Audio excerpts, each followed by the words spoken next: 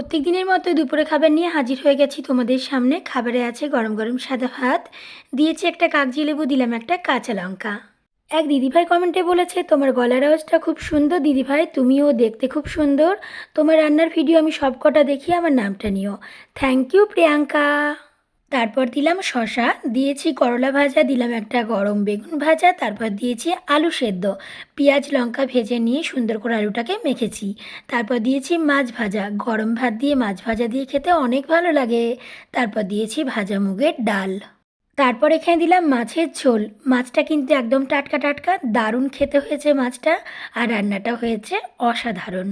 আচ্ছা, তোমরা একসাথে কে কয় পিস করে মাছ খেতে পারবে বলো তো? আমি তো একসাথে 3 থেকে 4 পিস মাছ খেয়ে নিতে পারি। আসলে আমরা ছোটোর থেকে অনেক মাছ মাংস ডিম নানা রকম খাবার খেয়ে বড় হয়েছি, তো 1 পিস মাছ আমাদের ঠিক পোষায় না। তারপর দিলাম টক দই। গরমকালের দিনে টক দই দিয়ে ভাত খেতে অনেক ভালো লাগে। রান্নাটা কেমন লাগলো তোমাদের জানাবে কিন্তু। আর তোমাদের বাড়িতে কী রান্না হয়েছে জানাতে ভুলো না যেন আবার।